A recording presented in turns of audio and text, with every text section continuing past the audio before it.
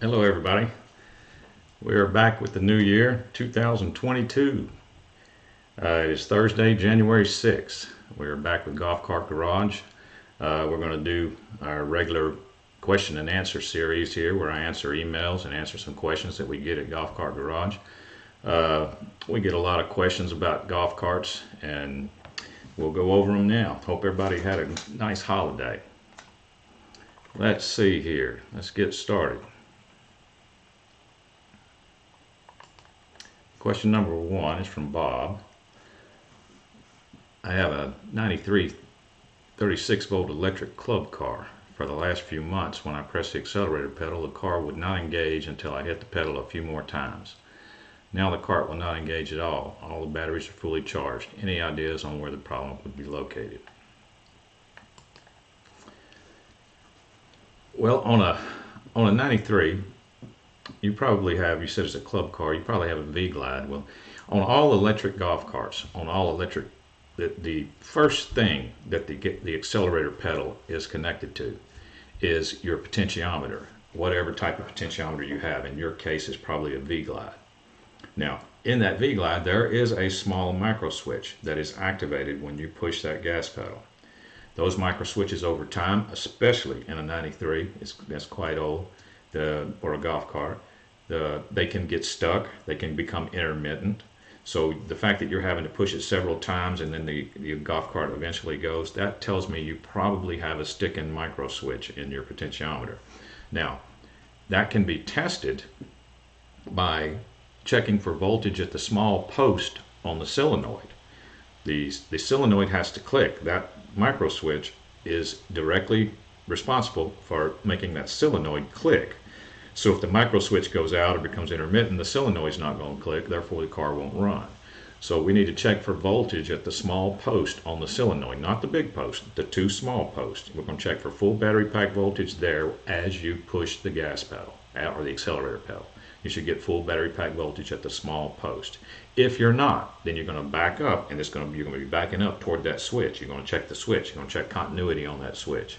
Probably what your problem is there. Let's see. Number 2.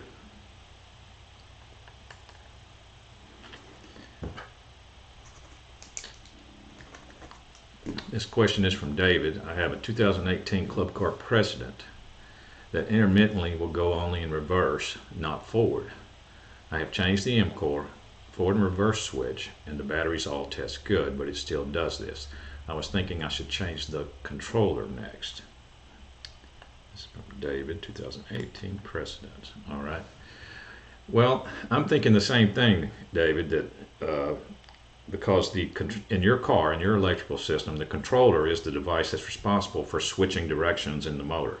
So if you're having a problem with the directional switching, then I would be leaning toward the controller. I can't think of anything else off the top of my head that could cause it, especially since you've already changed the forward and reverse switch itself, which is it's rare, but it does happen that those can go out. So since you've already changed that, I would be leaning toward the controller also. Let's see, number 3. I have a 2015 club car and it's too loud. Besides replacing the muffler, what could you recommend? Well, my first question would be how loud is loud, because golf cars are designed by the engineers who built them, who designed them, to be very, very quiet. Even the gas cars are designed to be quiet because they're used on a golf course and they have noise restrictions on a golf course. So all golf cars are supposed to be pretty quiet. So if yours is too loud, I would want to make sure that there wasn't a problem with it first, like you didn't have an exhaust leak or you didn't have a hole in the exhaust or something like that that's causing it too loud. Now let's just assume that you did not, that there was nothing wrong and it was just too loud for your application. The only thing I can think of besides replacing the muffler or the exhaust, like you said, I mean, it could be rusted out on the inside, causing you to have, and then replacing it would obviously quieten it down some. But if there's nothing wrong with your exhaust system and it's too loud, then the only thing I could say would maybe maybe extend the pipe out the rear or something. You might have to put a short extension on the pipe. You don't want to go too long because that could affect the way the car runs.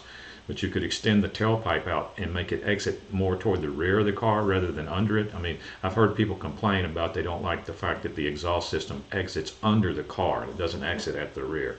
So maybe you could do something like that. But in general, they're supposed to be really quiet. So you could have an exhaust problem. Okay, we're going to go to number 4. My model number for my old EZGO is 422877. It was running fine for many years. It just stopped. The backup beeper is loud. Well, is it gas or electric? I don't know if it's gas or electric. There wasn't enough information there. What I would want to do, if it's electric, we're gonna check battery voltages, obviously. If it's gas, I'm going to need more info before we can dive into that. So you might want to think about setting up an appointment with me or a technician at Golf Cart Garage. Go to our homepage, 𝗵𝗵𝗃𝗃garage.com. Look for this logo right here and click on it, and you'll see all the available time slots that someone, myself, or another technician can call you, and we can talk about your problems a little bit more. So because I got a lot of questions, I need more info. Okay, let's see. Number 5. 1998 cart runs good for about 15 minutes. After that, runs but won't pull.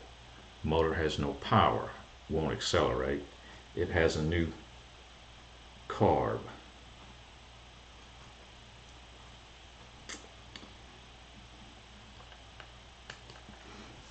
Okay, well, I'm going to need the model and the brand of the cart in order to help you out there.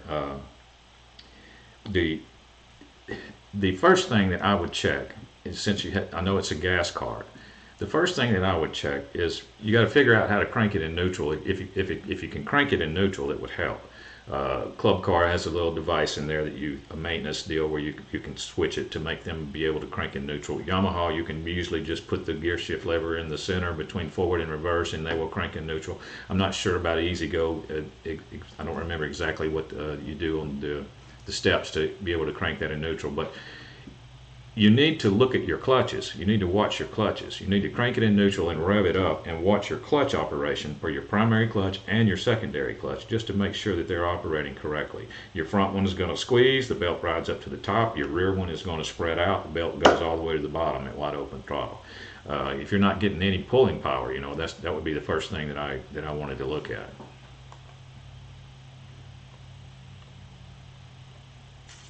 All right, let's see, number 6. This is from 𝗵𝗿.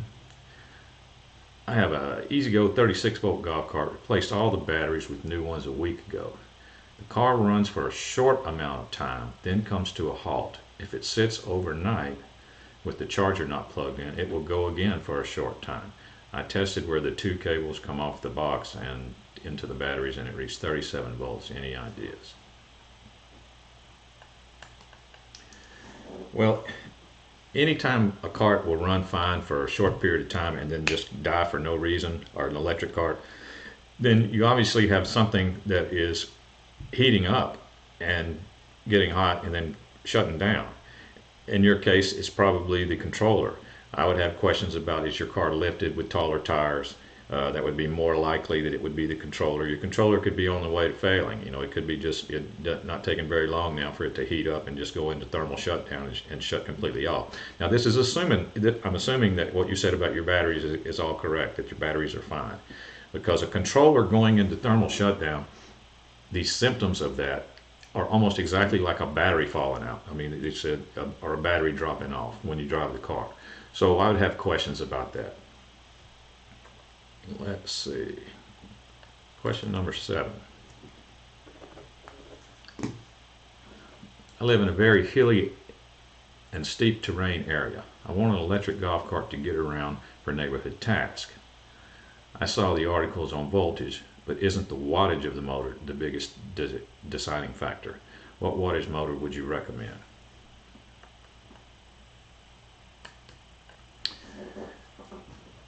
Well, this is what I would recommend.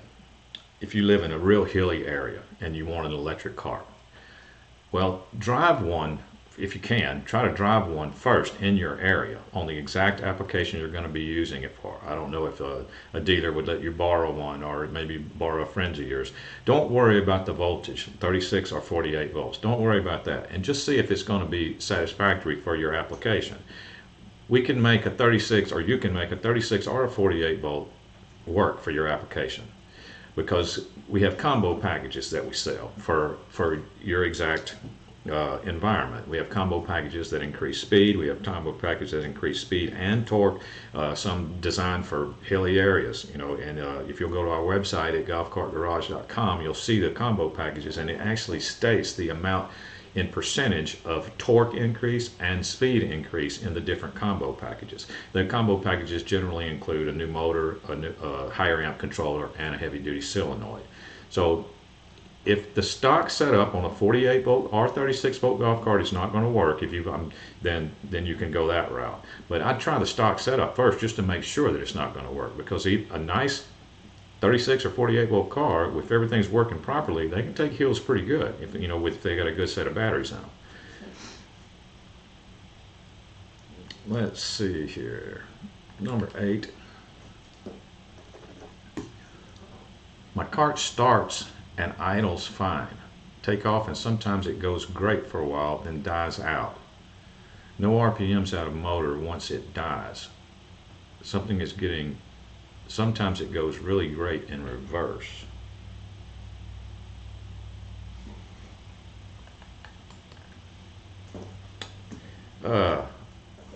Well, I'm going to need to know what kind of cart we're talking about. Are we talking about an old cart, possibly a 2-stroke?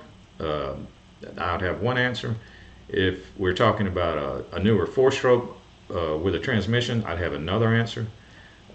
So I'm going to need a little bit more. Something could possibly be getting hot and shutting down, but that would be more likely in the 4-stroke than the 2-stroke. And so anyway, you might want to think about giving me a call at Gearheads on Demand. Also, set up an appointment with Gearheads on Demand at 𝗵𝗵𝗃𝗃𝗃.com.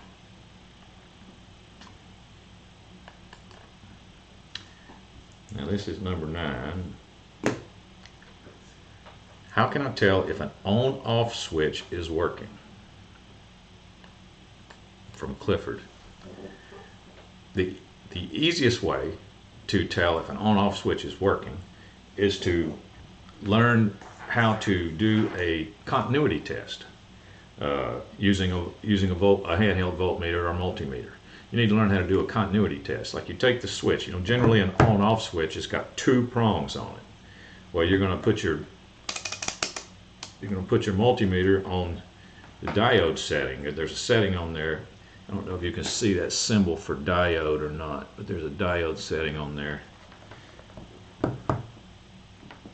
And you touch your probes together and it will beep. You see the numbers go to 0.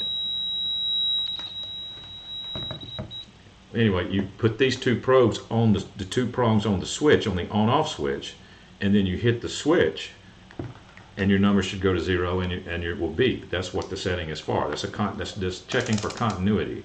So generally, an on-off switch, that's about all you can do, is just check it for continuity. All right, let's see here.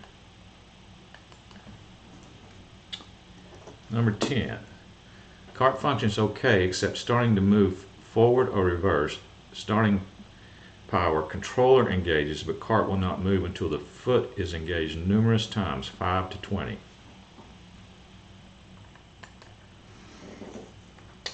Well, again, I'm going to have to know what kind of car we're talking about. What kind of electric car? I know it's electric, but I don't know the brand. And each brand, between the 3 major ones, Club Car, EZGO, and Yamaha, they have their own unique problems sometimes.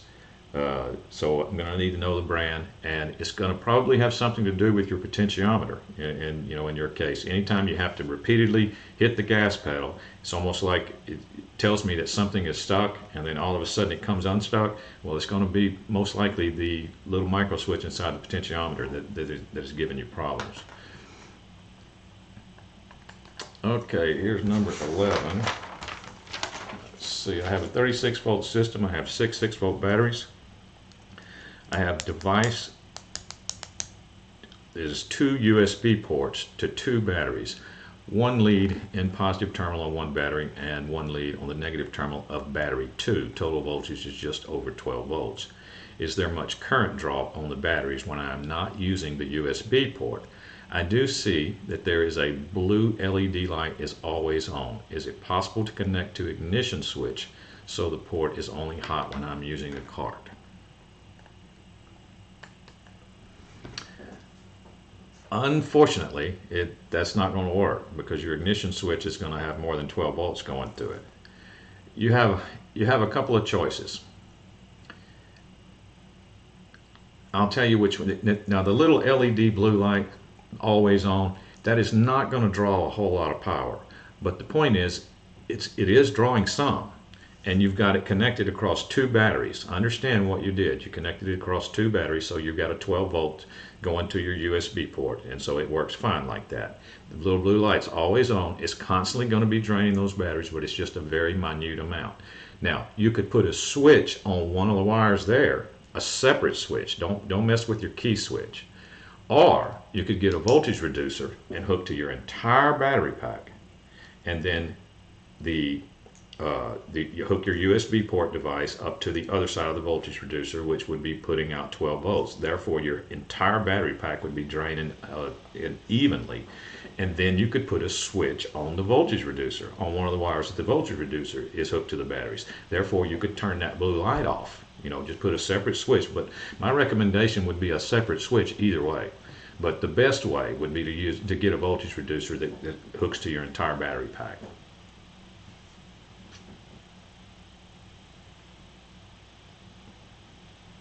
Let's see, we'll go to number 12.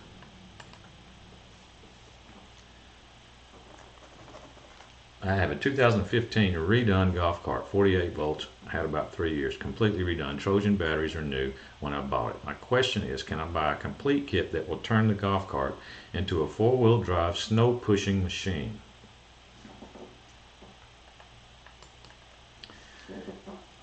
Well, I'll tell you what, there may be some. I know there used to be. We don't have them at Golf Cart Garage, but there used to be some 4-wheel drive kits because there was apparently some kind of demand for that at one time. I don't know if they're as readily available anymore, but I can tell you this: on a 48 volt regular golf cart, I wouldn't recommend it. A gas powered vehicle would be much better suited for the application. If there's one thing that I'm good at, is picking a tool that's good and suited for a certain application. And for your application, for shoveling snow and pushing snow around, you would be better off with some type of gas vehicle. That's what I would say. Now, you can look for the 4-wheel drive kits if you're welcome to go shop for those and see if there are some available. There may be, but I'm telling you would be better. You'd be better with some type of gas vehicle, including a gas golf cart, and just put a snow plate on the front of it. I mean, that would be a good idea. Okay, let's go to number 13.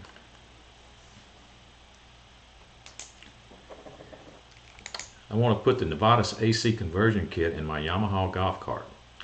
The kit comes with a brand new 4 kilowatt motor. Right now my golf cart has an old 5 kilowatt motor in it. Is it better to keep the old 5 kilowatt motor or replace it with the new 4 kilowatt motor?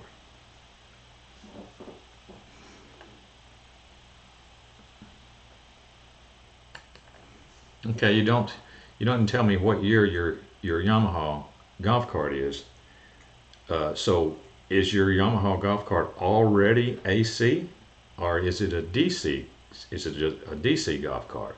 Because if it's a DC golf cart, then you can't use the motor anyway, because the new 𝗵𝗵𝗃 kit or 𝗵𝗵𝗃 kit comes with an AC motor. So you can't use the old motor if your old motor's DC. So I'd have to know that, I'd have to know what we're talking about there. You're also welcome to set an appointment at Gearheads on Demand, and we can discuss that further because I need some more info.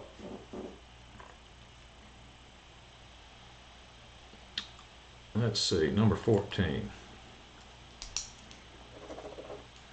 I have a Thunderball 36-volt charger that consistently undercharges. I verified this by using a different charger, and all is well. What component in the charger would cause this condition, and is it worth replacing? Thank you for your help. Ted, I think I remember those Thunderball chargers are the old heavy transformer type chargers. Therefore, they have diodes in them. And the fact that you verified that it's undercharging makes me think that it is very possible that it could be charging at half power. And what that means in other transformer chargers that have the diodes is you could have one diode out, and I've seen them charge at half power. They will never charge the battery pack fully with one diode blown, and they are readily available and replaceable. So and your question about is it worth fixing? Sure it is. I mean, a good working transformer charger is still worth good money, and they're a good charger when they work correctly. But it's good that you figured out that it wasn't. But yes, you could. You remember earlier when I was talking about the continuity test? That's the same. You put this on the diode setting in order to check your diodes in the charger. The same setting that we did the continuity test for the on-off switch earlier. You can check a diode with this. You can disconnect the wires from it. We can get into the specifics of that if you'd like to speak to me, and I can walk you through it. Or if you want to set up an appointment and give me a call, or I'll give you a call after you set the appointment, and I can tell you how to do that. I can walk you through it. It's not real complicated, but you just have to. A diode is a device that only allows electricity to pass one direction. And what happens when a diode blows, it either blows and it will allow electricity to go both directions. So we're going to test it for continuity in one direction only is what we're going to end up doing.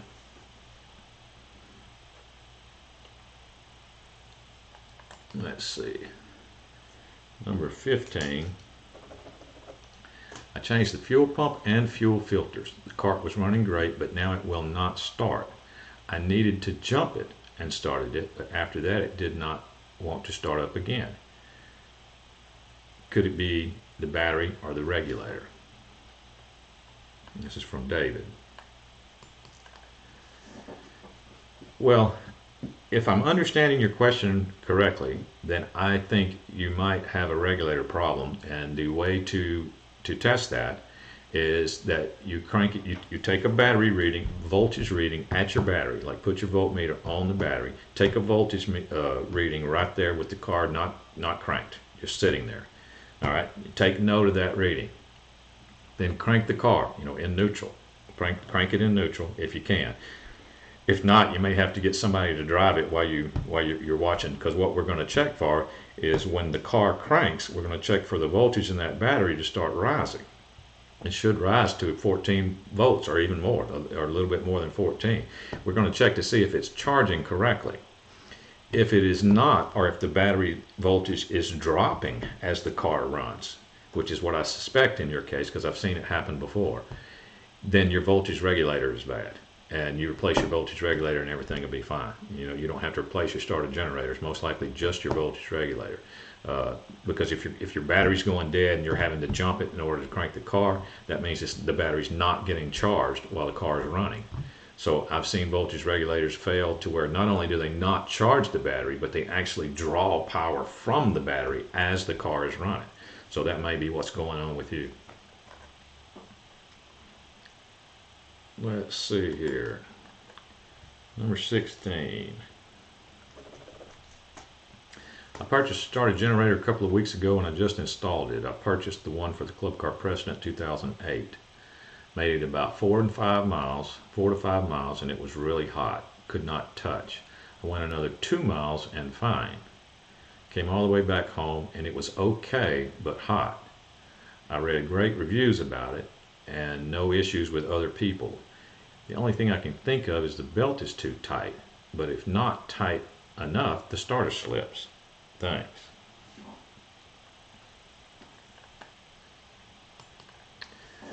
I can tell you this, the belt on a starter generator needs to be pretty tight.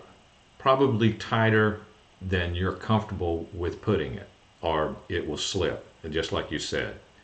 So as far as your heat goes, before I worried about that, I would do exactly what I said on the last question. I would want to check your cart for proper charging to make sure that the starter generator is working correctly in conjunction with the voltage regulator, to make sure that that's not causing your heat issue. So I would want you to do the same thing. Put your voltmeter on the battery, charge your cart, make sure that it's charging up to around 14 or more, 14 to 15 volts, somewhere in that area as the car is running, and check that first. If that is fine, it could just be a matter of a brand new starter generator with the needing to seat in a little bit, because it just needs to, the brushes need to seat in. If there's something wrong with the readings that you're getting when the car is running and you're checking the battery for proper charging, then we could look into that a little further. Let's see. Number 17. I have an old EZGO 36 volt cart that every once in a while, when you push the gas pedal, push the pedal, nothing happens.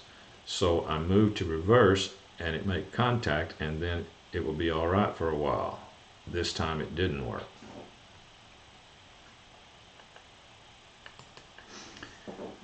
Well, I can tell you this, on older electric golf carts, pre-2000s, 90s, 80s, you know, I consider both of those older electric golf carts, anything in the 90s and in the 80s.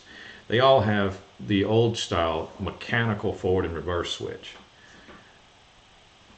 Those mechanical forward and reverse switches, they do not last forever. They take every bit of the amps that passes. You know how your batteries are connected in series with the big cables, the 6-gauge cables. All your amps pass through all those battery cables, you know, every time you're using the car. Amps is what destroys things. It's not really voltage, it's amps, amperage. All the amps pass through those old forward and reverse switches, the mechanical forward and reverse switches. They have copper bus bars in there, and all you're doing when you change it from forward to reverse is you actually turn the copper bus bars, which makes a different connection and changes the polarity to the motor, which makes it go to reverse. It makes it spin backwards, and then you switch it back like that to forward. It changes polarity back to forward, and the cart will go forward. Well, all the amps, you've got to understand that heats up. Amps makes things heat up. Those copper bus bars, they heat up as the car is running, and then they cool down. Then they heat up again, and then you switch it to reverse, and they heat up, and then they cool down. That goes on for years and years and years. Well, copper does degrade over time. It loses the ability to pass amps as good after it's been abused and used, you know, over and over and over again. So that's when you end up having to replace a switch usually. If you can look at your copper contacts and you see if your forward and reverse switch, look at your copper contacts that I'm talking about. If you see any discoloration, like black color, blue color, green color in the copper, it should be perfectly shiny, you know, just like copper's supposed to be. But if it's not, if it's discolored, it may not be working as good as it used to, and that could be the source of your problem. It's not unusual to change a whole complete forward and reverse assembly in a golf cart from the 80s or 90s. Okay, let's see here. Question 18. Battery meter is blinking low charge on new batteries, but stuck between 5 and 6.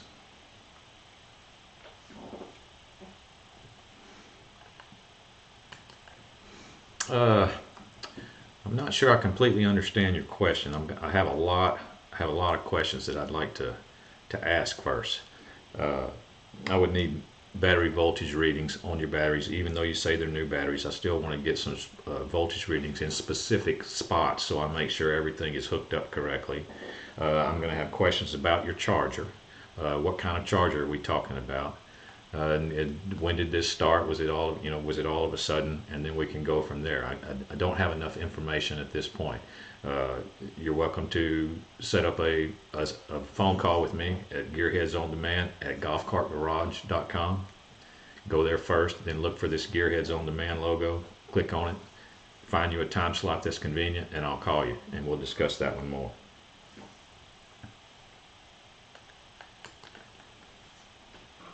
Number 19, we have a Club Car golf cart built in about 1990 with a universal plug-and-play brake light kit fit on the cart, which has no brake lights.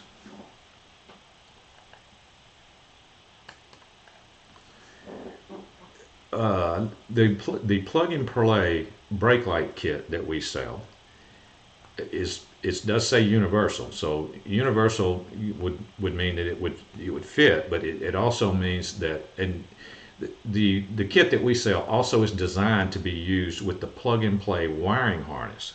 So it's designed to be used in conjunction with the wiring harness. Now, the fact your car has no brake lights, that doesn't matter. I mean, are you wanting to add brake lights? And the fact that it says universal can sometimes mean modifications may be necessary. But the only thing that the universal kit that we sell is basically an on-off switch that connects to your brake pedal in some fashion. In a club car, there's certain instructions. For EZGO, there's other instructions, but it connects to your brake pedal. The actual movement of your brake pedal activates the switch, and if you put brake lights in your car, then they would activate the brake lights. So just don't be surprised if modifications may be necessary. Let's see here. That was the last question we have for the regular questions. Let's go over to Facebook and YouTube, see if we have any live questions going on. There's nothing going on Facebook. Let me go to YouTube.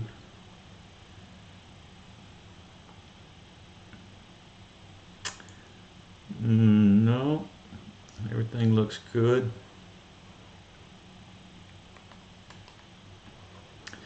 All right, that looks like it's going to be it for this week, guys. I hope everybody had some nice holidays over the vacation, and I wish everybody a happy 2022. That's amazing to think about, that's what year it is. So that's going to be it. The garage is about to close, and I will see everybody next week.